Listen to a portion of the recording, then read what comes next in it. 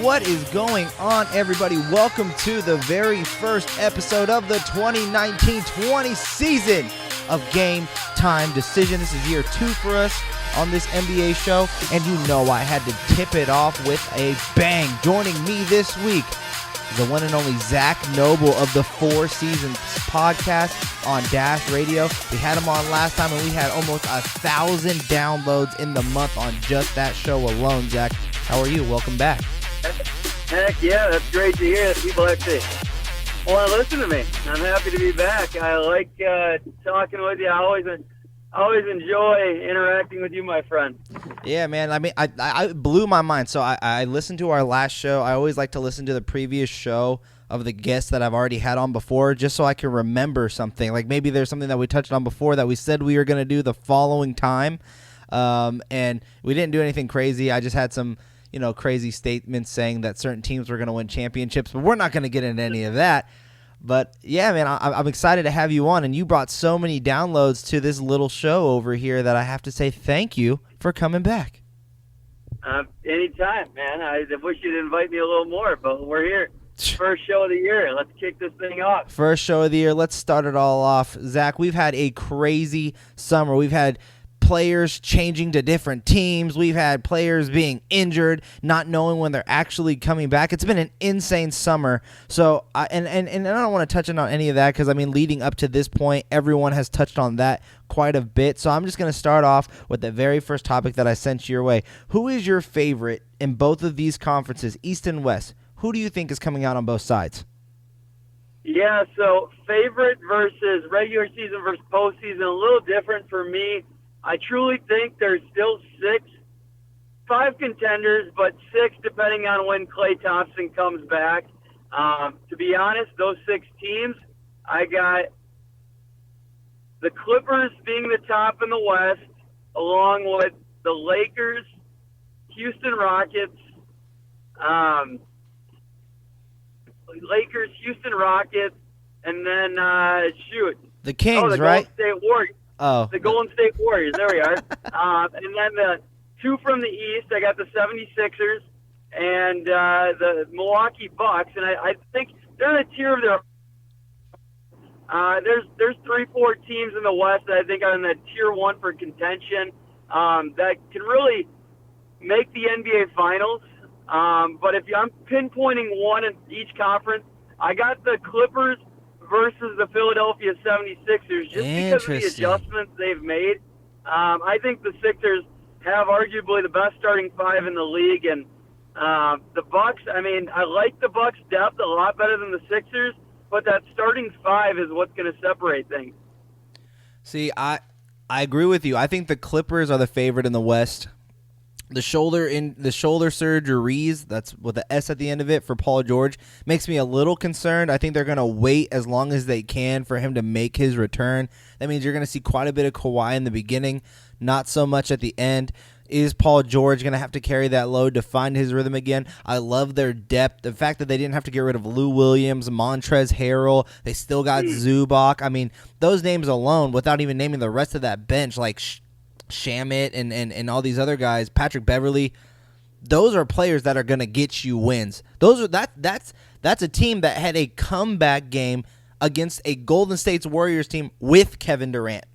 You know what I mean? So just those names alone are the ones that carried it there. So it's pretty exciting to see this team and see what they can become. I also have them the favorite in the West, but I'm going to go against you in the East. A lot of people are hopping on that Sixers bandwagon. I know that Zach Lowe is really hard, getting really hard for them, saying that it's the scariest NBA Finals pick he's ever chosen. For me, I'm riding with the Bucks. I think you're going to see another level out of Giannis. I think we've seen Giannis grow every year in his career, and I think this is the year you're going to see that final step, that step that shows, oh, he can step back from 3. Oh, he can shoot a 3 off the dribble a little bit. Oh, you still can't stop him in the post? That's the player you're going to see. You need to have Middleton to have a more consistent year. I think after being embarrassed in the playoffs and being basically shown that he is a problem to have on the floor in Eric Bledsoe, we're going to see how he responds to that over the summer. What kind of player are we going to see from a starting point guard like Eric Bledsoe, because I think there's a lot of weight on his shoulders right now to live up to his contract. We're going to see how they respond with no Brogdon, but I think the continuity of that team, the way they play, how they play, and having the best player in the league right now, meaning that they have the MVP, that's going to carry them over the Sixers. You got it. So tell me this. I can accept that, absolutely. I think it's literally a toss-up between the Sixers and the Bucks, and it's such a tough decision. I do have the Bucks finishing first in the regular season. I just think that Sixers roster is built for the playoffs, barring their health, because Embiid is really, really questionable. Horford's getting old up there with age, and so you never know where the Bucks, I mean, they're right at their prime. They're all at their peak. Really, the only guy that's you can get nervous about age-wise is George Hill, and honestly, he looked very good when he got to the Bucks last year, like that perfect backup point guard that teams need, and almost more valuable than Bledsoe come playoff time, to be honest. Bledsoe, you're right. You nailed it. Can he live up to that contract? I see no problems in the regular season, but the playoffs, that was really questionable last year. I didn't like the Middleton contract, but I think they had to do it. I think he's going to increase a little bit, but I don't see him getting a ton much better than what he was last year. But Giannis, you nailed it. I think he's going to take an even bigger step on the offensive end this year.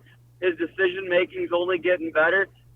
I don't know if you've noticed, but I think his form is getting better. I think he's getting more confident from beyond the arc. I'm predicting above 32%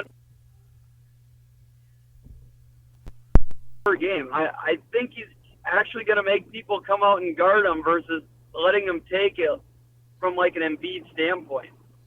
Yeah, I mean, and another thing on top of that too, with this team, I mean, they added brothers to this team. I think that what they're trying to do is build just continuity now. I think they know what their identity is. They brought in Thanos, which is Giannis's little brother. Or maybe it's his older brother. I can't remember off that one. But then they also brought in Robin Lopez to go with Brooke Lopez. I feel like they have.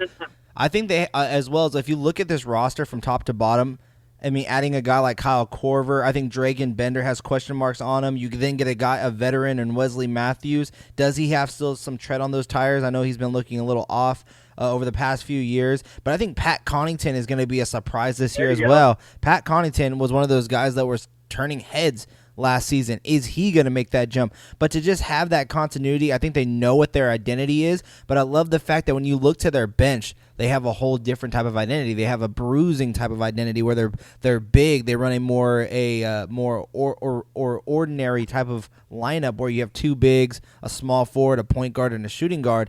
And it's going to be very interesting to see how they mix and everything like that. So I like the Bucks. I like what they have. I love their depth. I love that they have a lot of players that have played together before or they've grown up together with brothers. I think that's what's going to carry them over. And on top of that, they have veterans. They have veterans, and they have the want to win, especially after having that the way they lost in the playoffs last season. I think that they know they need to come back and be the team, show out and be the team. I'm worried about the minutes for Giannis, though.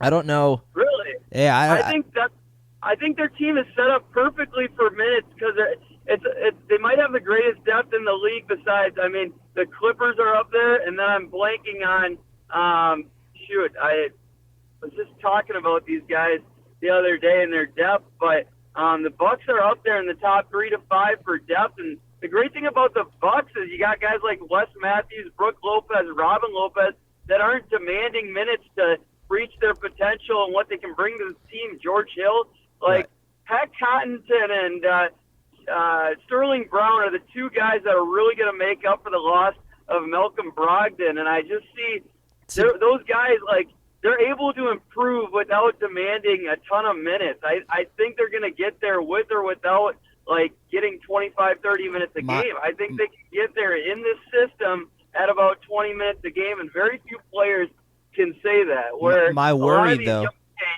A lot of these young teams, you really need to just let them run and let them free and make mistakes with 30 minutes a game to even sniff their potential. My worry, though, is that you named off those players. I named off those players. I think depth-wise, they have a team that can last on the floor to right around 18 to 20 minutes without Giannis. They could probably do that.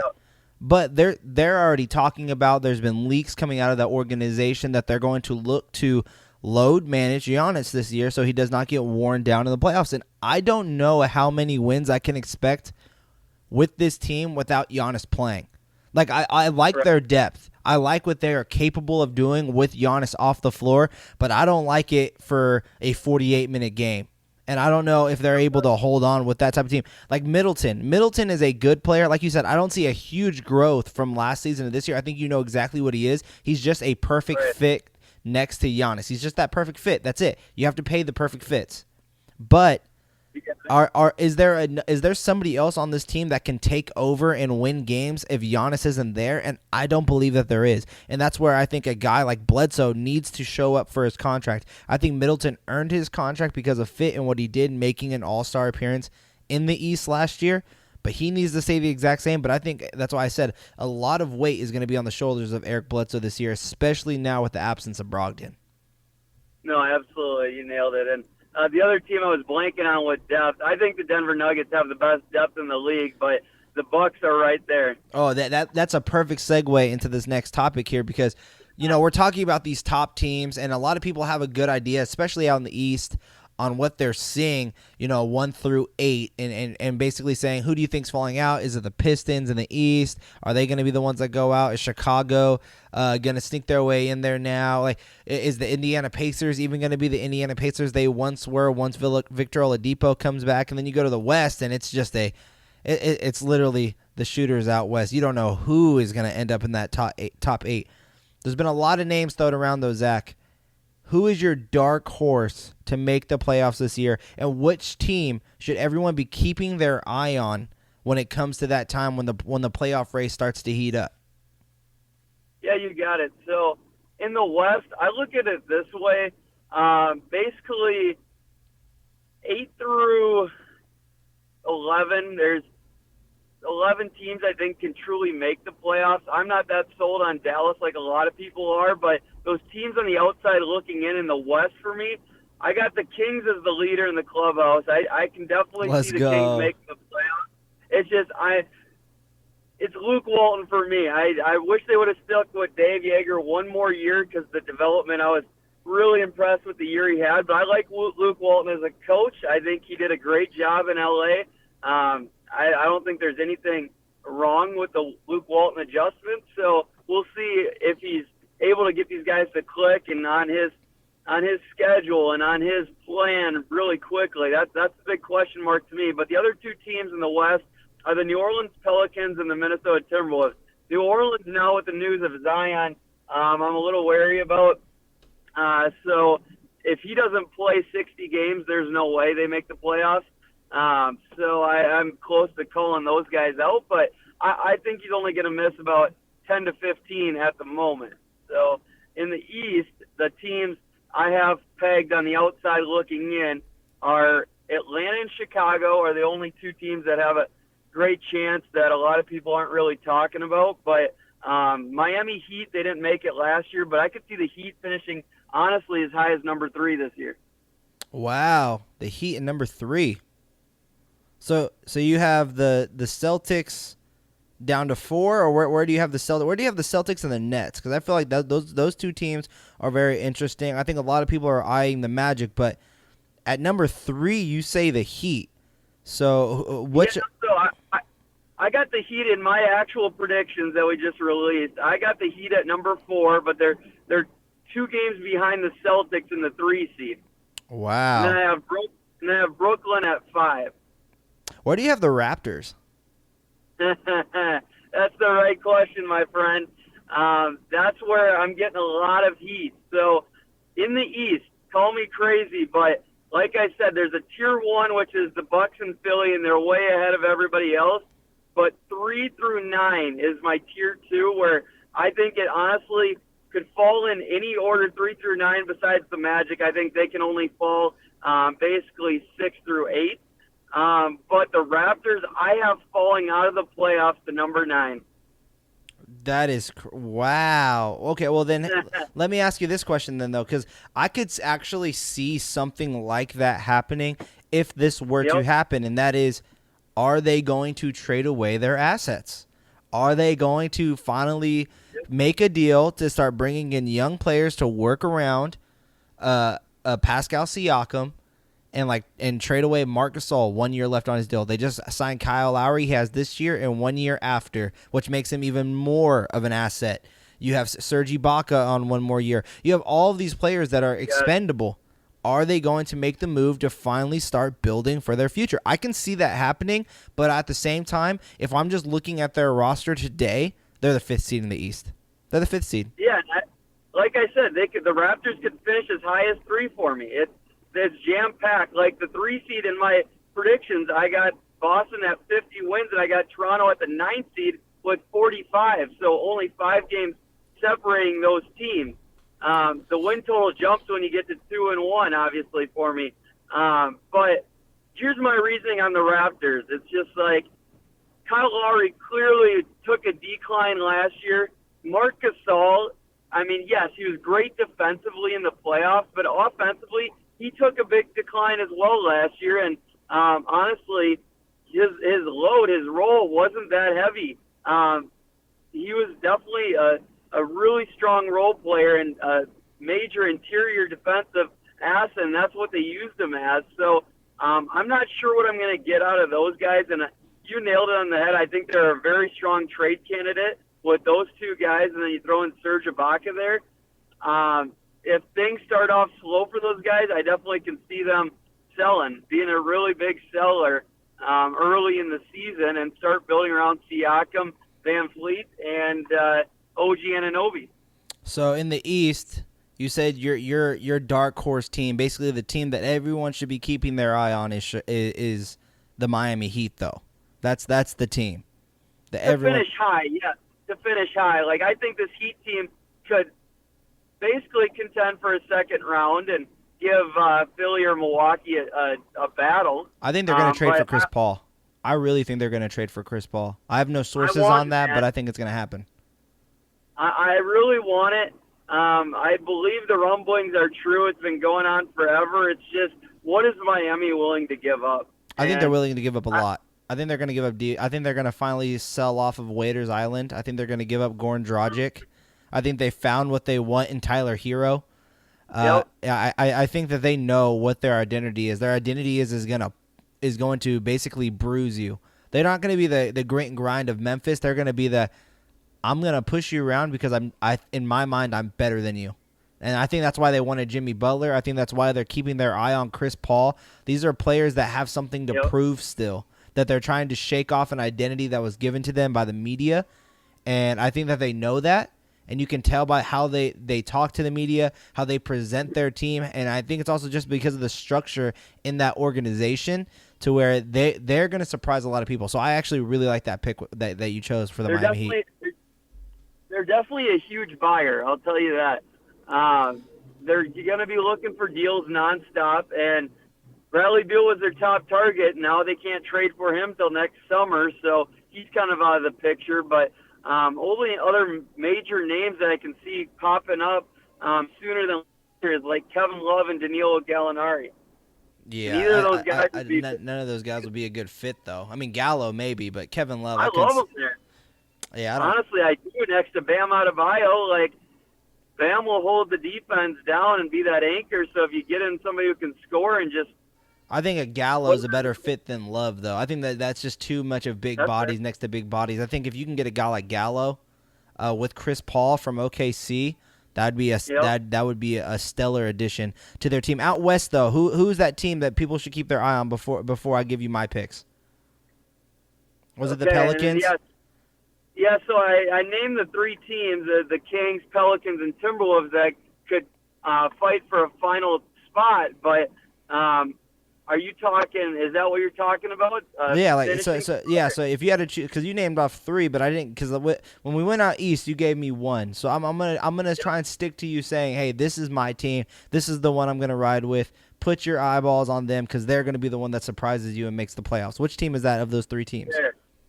Well, to be honest, I don't have any of them in my playoffs. I have the Kings the highest at number 9, to be honest. But a team that could surprise you, like everybody's writing off the Warriors. I just see Steph Curry going off for an MVP type year, and depending on Clay where he comes back. But outside of the 3 or 4 teams I see in contention in the West, my tier 2 is really like Denver, Portland, and Utah. And Denver is the most likely to me that has the most upside there because of their young guys. I just think they can keep taking steps forward. Like Jamal Murray, he has so far to go yet, in my opinion. Yeah, I have the Kings making the playoffs. I'm gonna start blowing your mind already because my East Coast team is gonna blow your mind. You already know me, Zach. I always like coming out with the hot takes that I'm ready for them.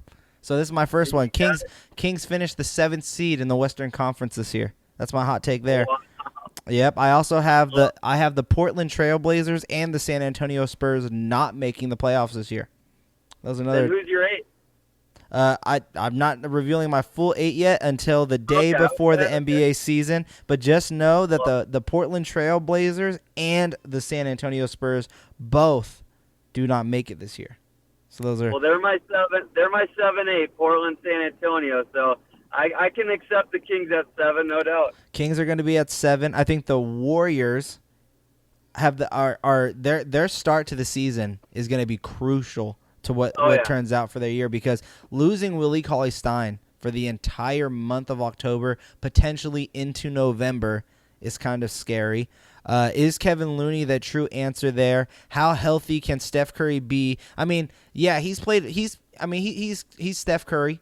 He's finally showed that he can stay healthy, but now he's a year older. Now the pressure is going to be on him. They're going to be targeting him defensively. I want to see how they're going to adjust his minutes. I want to see how they're going to start playing him, because I think you're right. I think he's going to have an MVP type of season, but I also think that puts him at a big risk there. Is Draymond Green going to start seeing a lot of technicals, or is he going to be more level-headed, knowing that he is going to be a key factor into them getting wins this season? So I have my eyes on them. I think they're a team that could either be in the top 5 or be on the outside looking in when the season starts. It all depends on how they come together, because there's a lot of new pieces there and a lot of big names off their team. One, Andre Iguodala, 2, Sean Livingston. I mean, those are names, but I love their additions. Marquise Chris, Willie Cauley-Stein. I like what they're trying to do, but there's a lot of question marks on if it's going to work, because they've lost a lot of big talent there. So my team to watch is going to be the Kings, because I have them going to be 7 this year in the Western Conference. Love it. I can't wait, and I want to ask you so many more questions about the Kings, but I won't do it to you. But I do see a lot of synergies to the Warriors as the Raptors. Like, they're both the 2 teams that need to start the hottest, in my opinion. Like, I just don't think there's any way around it. Like, if they don't at least start 500 in their first 10 games, yeah, they're in trouble. But that's not asking for much, 500. 5 wins. But it's just 5 wins. It's just setting the pace and the tone. But, yeah, and a lot of it's like gelling. What type of offense are these guys going to be able to play enough defense? And I'm talking the Warriors here. And, I mean, they have – this is the most young upside the Warriors have had. It's just most people don't believe in these guys. And obviously the Warriors do, because they chose to bring them in versus their old ways of going old, like your Jonas Jerebkos and those type of players, bringing those guys in. Now you're David West, and bringing those guys instead. Now you got Omari Spellman. Yeah, they got names of players that people they know because they were on either their team, but no one truly knows what they can do. Because like you just said, Spellman can shoot threes. He's a big body. He can He's basically a Rashawn Holmes-esque player, but can knock down a 3-point shot. Yeah, good comparison. And I like Rashawn Holmes a lot better. Yeah, I'm me a big too. Holmes guy. Me too. I'm huge. I'm very high on Holmes, and not just because he's a part of the Sacramento Kings. I have Zach Noble joining us here on Game Time Decision. He hosts the 4 Seasons podcast for @-radio. You guys go check him out at Zach Noble on Twitter. Zach, so now we move out to the East for my specialty team. I know we're running short on time here, but we might have to extend you just a little bit. I might have to keep you for a little bit longer, because my East Coast team is about to blow your mind. Please do. One of the teams that I think is going to have a very strong chance. You're going to have to keep their eye on them. They're going to have a strong chance to be the 8th seed in the East. Maybe even 7. I have had them as high as 6 at one point when doing down my mocks. I have the Washington Wizards making the playoffs this year in the Eastern Conference. Dude, I think I just drove off a cliff. You gotta be shitting me. No, dude. I think about a team like this though. Everyone was once scared of the duo of Bradley Beal and John Wall. People were once scared. That was a team that made it to the second round of the playoffs multiple years in a row. All right, let's go. Look at this. Listen to me. All right? I'm in. John Wall has something to prove. Obviously, he is not the guy that he once was.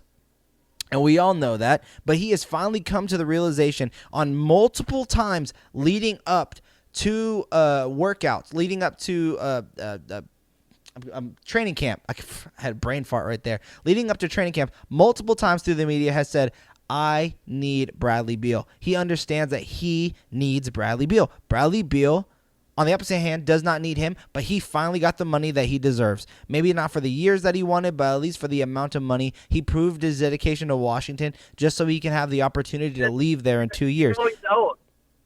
You know he's out, right? Who? John Wall. He's out for only a limited time. He's still coming back. Oh, that's like saying Kevin Durant or Klay Thompson's coming back. John Wall, on the injury report here, is projected almost out for the entire season. That's not true. What I've read is he could be back as soon. He can be back as soon as the end of January. I've read that somewhere. All right, I led my mind up to that where the Wizards have a potential chance of having John Wall back by January, late January, early February. With that said, they went out and added 2 point guards at very minimal costs. And Ish Smith, who can distribute the basketball, has shown that he is a pest on defense to get little steals. While he can't stay in front of defenders all that well, he's at least able to get into passing lanes and get the ball. They also added Isaiah Thomas, former Sacramento King and Boston Celtic. Guy can put up points in a hurry if he gets the opportunity. All he has asked is for that opportunity. He's finally going to have it. He's finally healthy, somewhat, from what I've heard. That he's finally healthy and he's ready to show out this year. If you can get a Isaiah Thomas from the Boston Celtics next to a Bradley Beal, I think that's a formidable backcourt. Then you look to their front court and they added young shot blocking talent. I also love the defensive piece they added in the draft with I can never pronounce his last name, Hashimura. I believe that's right. That's how you pronounce it. There you go. Yep. And then you also have Jan Mahinmi. Then you also have Thomas Bryant. I mean, those are guys that can block shots, knock down threes. Then you also have Mo Wagner from the Los Angeles Lakers, someone that everyone was keeping their eye on before because they love the talent that he brought, what he was able to do with the ball. Then you add Bertans from a championship caliber team in the San Antonio Spurs. You also add Troy Brown, who everyone was intrigued with. You have CJ Miles, someone who's been around the block a little bit. He's been on those Toronto Raptors teams while they were building, while they were a franchise. Now they get him looking to prove that he deserves at least one more contract after this. He's a shooter that can also play a little bit of defense. I like some of their pieces. I'm not a huge fan of the entire Eastern Conference. I think if they can stay right around 3 games under 500, if they can stay right around 3 games under 500 heading into that trade deadline, I'll have them right around the 10th seed, 4 games back of the 8th seed. I think they have an opportunity to make a strong push for that 8th seed if they can get John Wall back to where he was. If John Wall realizes that he needs it and he can work himself back into half the player that he was, a John Wall, Bradley Beal backcourt with Bradley Beal finally being that number 1 option, it's going to be his team, not John Wall's team with Bradley Beal, not the duo's team, his team. I think that there's something scary. I think there's something there. I got to tell you, Vince, you win, man. You win. This is the hottest take I've heard in the preseason, and I don't know what to say. I'm at a loss for words. And I'll tell you, the only way I see this happening, I mean, if John Wall does come back by January, and Bradley Beal is going to need to average a minimum of 28 points. I have him averaging 32 points per game. Okay, there you go. And honestly, I could see him max around 30. I could believe that. I'm 32. I'm not there yet on him. I need to see him at least average 27 before I let him get to 32. You'll But see. You'll see, I Zach. the other guys you mentioned, I don't really like anybody on their team besides Isaiah Thomas. I'm a huge IT guy, but his health is really concerning me. He's out for the first, I think, month now. Other than that, it's really Admiral Schofield and Rui. I like both those guys, but Rui, I think he's going to need at least a year or two before he becomes a guy that's going to contribute to winning. Admiral Schofield, I think he can make an impact right away, but I don't know if he's going to get the time he deserves. Other than that, Mo Wagner, maybe. But, yeah, I can't wait to see how this plays out now. Yeah, I think your guys are sleeping on talent. There's talent here that I've got to see quite a few times, like a Thomas Bryant. I got to see him play a few times. I like his shot blocking ability. I love the way he can actually shoot the ball. That little move that they do, Bradley Beal will take the ball up with him trailing, and they just dump him off between the leg pass, and he's at the top of the key. Bang, 3. Then you also start seeing him this preseason, and now they have him getting picks. They have their center coming from the post to a wide out pick on the corner for a setup 3 for their center. I'm telling you, you're going to see a different offense. You're going to see a different Wizards team.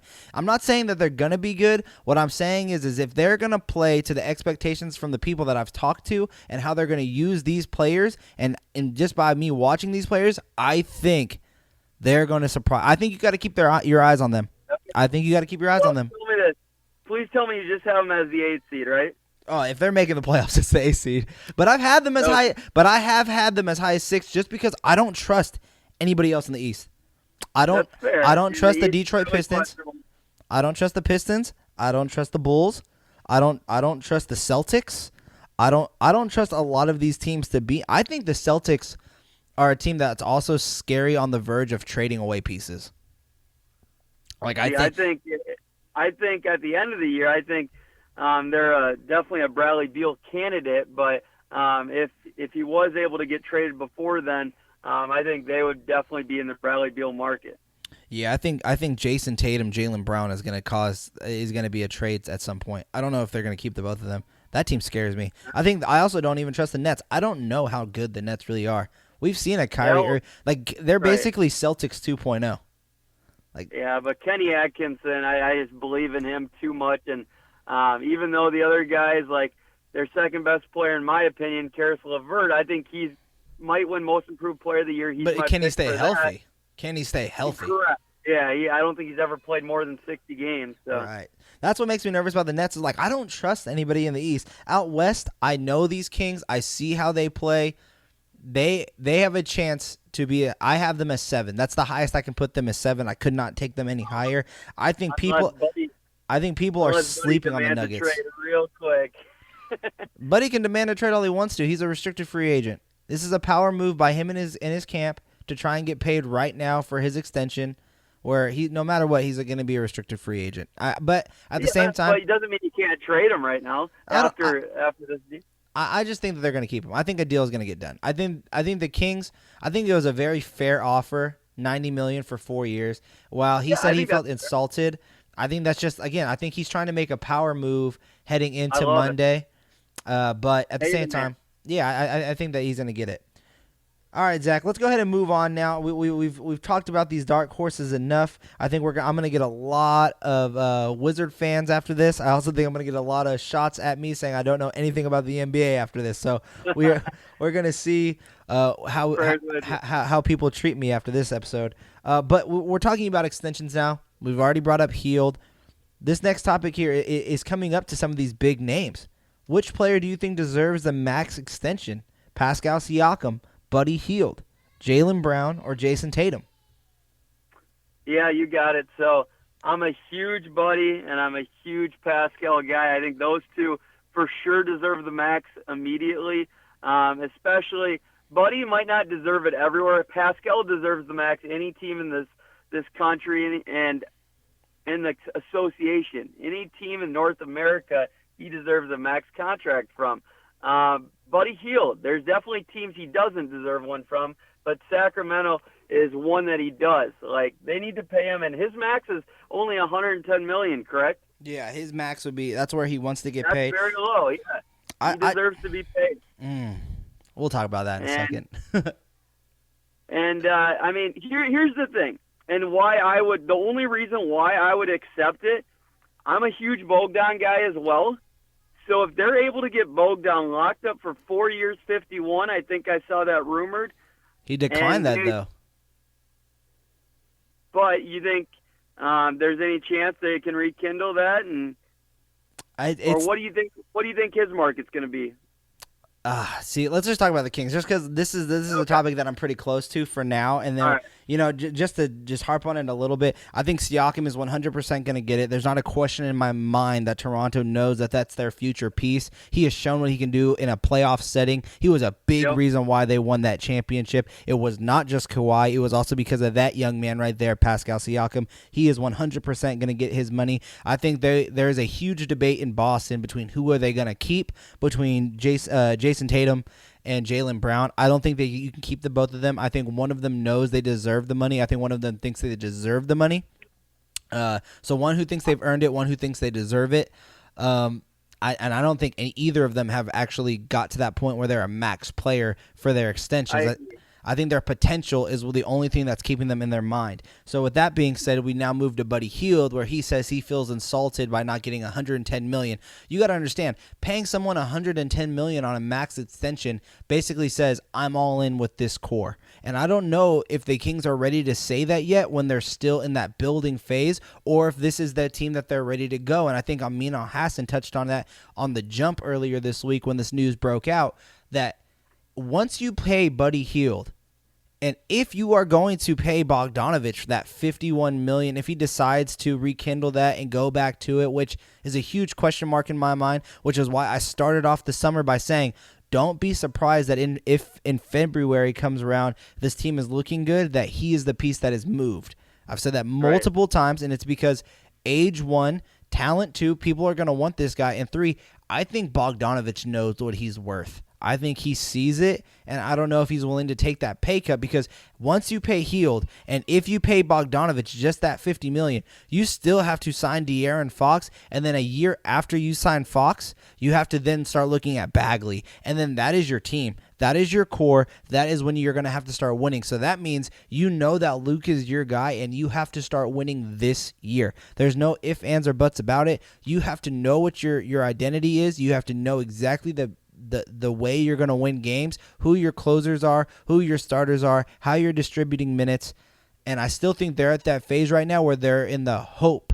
They see the potential of what they're building. I have them as a 7 seed, but I feel like they're in that space when Anthony Davis made it as the AC going up against the Warriors. There's talent there, but are you all in on that roster? And it kind of put them in this question mark phase for multiple years, where they had to just keep making one big move to keep their cap space strapped, and their bench just looked okay when they had Cousins and Anthony Davis. So that puts them in a worried spot. So I think offering $90 million for 4 years, to hear that's insulting. Again, I think that Buddy's kind of emotional about it because he is right. He is a true core piece to this team. He is a true reason why this franchise is turning around 100%. I think he deserves a minute. Right now. I think 102 to 105 million for 4 years is more than fair. Somehow find a way to bite costs. I know that's like, it's $5 million, but I mean, at the same time, it's $5 million. You have to find a way to start saving money, especially if the cap is going to start dropping because of what's happening in China. I mean, the franchise has to start looking at this way truly as a business. I think Buddy Hield has to understand that as well. But at the same time, he's his own business. He wants to make money. Again, I think this is a power move before restricted free agency. However, I do think a deal gets done with Buddy Hield, which then puts my concern and red alert signs all over Bogdanovich. And I think that this team needs to have a core of Fox, Hield, Bogdanovich, and Bagley. I think that has to be their core moving forward. I don't think they play Bogdanovich enough to invest in him more than that $50 They're going to this year. They're going to this year.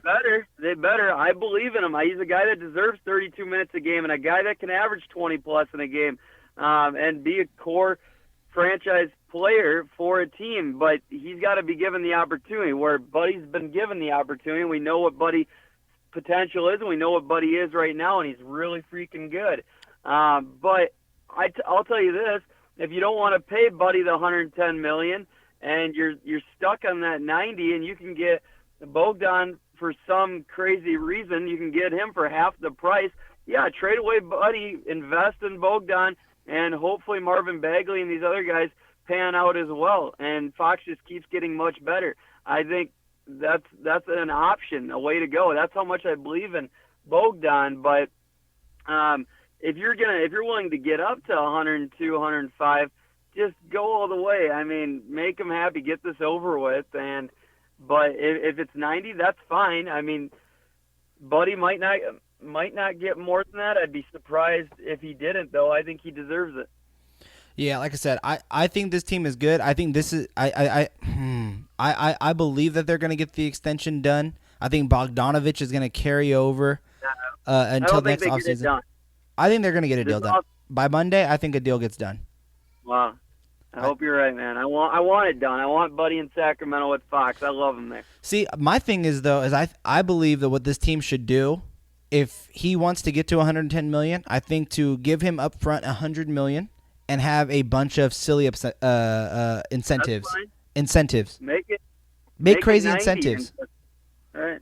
Right. So I think that there's ways that this deal gets done. I think you're going to see a very clever way where this team gets done and how contracts are being made. So we're going to go from. We'll just leave it there at that. We're running really short on time here, especially for how long I have to keep this show for, Zach. So I'm just going to skip down to our last topic here, and we'll try and touch on it as fast as we can. Name your top 3 League Pass teams. Yeah, that's pretty easy for me. So I got number 1, the Houston Rockets for me, which is crazy because so many people out there don't love watching James Harden. I do because it's different. He's innovative. He's a machine. It's such a pleasure. And Russell Westbrook's one of my favorite players ever. Like, nobody brings it every night like him. 2, the Denver Nuggets, their pace, their untapped potential, their depth. They're just always going to be good no matter if anybody gets injured. So they're super exciting. And now, from a defensive standpoint, the Philadelphia 76ers, I think they can be an all-time defense. But this is coming from a guy I like watching different. I literally like watching every team 1 through 30. I believe in the future of every team right now besides the Charlotte Hornets, that they're on a right path. Every team out there, doing something right. So time will tell. So my number 1 team is going to be the Sacramento Kings. So I'm just kidding. No, I would have put the Timberwolves in there, but I wasn't going to be that guy. No, my number 1 team is going to be the Philadelphia 76ers. I think everyone's going to want to watch that team. I think Ben Simmons is going to be a 3-point shooting monster this year. I think he averages 0.3 3-pointers per game. No, I think everyone is really. How many does he shoot, though? How many do you think he actually shoots this year? I think he'll shoot it. I think over under. I'll give you an over under, and you tell me. I'm gonna say over under 85 threes this year. I'll go under that. I'm gonna go under that as well. But I think that's a good number to start off at. No, it's a great number. I think he's gonna shoot about exactly that. To be honest. Yeah, I think so. 85. So I think I got the Sixers as my number 1 team. You're gonna want to keep an eye on. Number 2, I have the Denver Nuggets. I think people are sleeping on this team. I truly love this team. You brought up their depth, which I think people are sleeping on as well. I think you're going to see Michael Porter Jr. in December getting sizable minutes on this team. I think he's going to play a true factor on this roster. I really like the potential of a Michael Porter Jr. And then my 3rd and final team. See, I don't know if I should really count this team because everyone's starting to hop on their bandwagon a little bit, but I got to do it. The Dallas Mavericks. This team is fun, man. I'm watching them in preseason, watching Kristaps Porzingis get 3 blocks in a row, then come down the court and do like a layup like a point guard. He's shooting threes from right in front of the logo. KP, Doncic just throwing out. Oh, my gosh. Luka Doncic just looks like he's ready. Like, he's in prime, gonna score on you mode. And I gotta fall in love with that team all over again. So that's my 3rd team, the Dallas Mavericks. That's fair. That's totally acceptable. I'm worried that game speed and Kristaps is going to be missing a lot of games, and that's why I'm not as high on him this year. I think they're a year away from contending for the playoffs, and much more than that even. Next year, I think they'll be really freaking good because they're going to make another move this offseason. But Luka, I mean, there's a great chance he'll be an all-star this year. I truly believe it. I'm that high on him. Ooh, that should have been my question. Who do you think makes the all-star? Do you think De'Aaron Fox is an all-star? Because I've been hearing that a lot lately from people that I talk to, that he has the potential. It all depends on the Kings' record. Yeah, I agree. I honestly had him right there last year. I thought he was very close. I mean, he was maybe my first guy out last year, to be honest. Yeah, it's just so hard. It's so hard to see him in there with so many great point guards in the West. But, all right, Zach, that has been our time. This is Zach Noble from the Four Seasons Podcast joining our very first show of the 2019-20 season, Game Time Decision. Zach, before I let you go, please let the fans know where they can find you online and what they can be expecting from you this season. You got it. It's the Four Seasons Podcast by Ball is Life. Me and my partner, Ryan Mogjosh. It's 4 Seasons, 4 SENS. Find us anywhere, mostly all over Ball is Life, and anywhere you listen to podcasts. We have the only Kings player we've had so far is Rashawn Holmes, but we have a couple more in the works. But we're the players show, we like to say. We've had 40-plus current players. Yeah, if you guys haven't hopped on the Four Seasons podcast hype yet, you got to get on there. They got a ton of players on there. Me and Zach talk I'd say you and I talk probably about once a month, just talking about sharing certain episodes and everything like that, because we try to get as many guests as we can on both of our shows. He has gotten some amazing guests on his show. Rashawn Holmes has been on there. I also believe you had Justin Jackson on there while he was a King as well. There you go. Yeah. So, I mean, he's had some quite a few. And I believe while you had Justin Jackson on, he was also ordering a pizza that got delivered during your guys' show, which I thought was hilarious. Good memory, man. Yeah, That's see. sick. So, like I said, this guy's show, Four Seasons Podcast, Dash Radio, Ball is Life. Follow him on Twitter at Zach Noble. Subscribe to that podcast. Leave a rating. Let them know that you found him through Game Time Decision and SatKingsNation.com. And myself, I have been your host today, Vince Miracle. You guys can follow me on all social media platforms of @VMCenter. Game Time Decision, very first episode now in the works. Thank you again, Zach Noble, for joining the show. This show's been sponsored by All Purpose Insurance. Everyone go to All Purpose Insurance if you're looking to get a quote on any insurances, commercial, auto, house, recreational. They are going to crush your rates. Go on allpurposeinsurance.com, ratecrushers.com, and just let them know that you've heard them from SatKingsNation.com, and they'll give you a truly big discount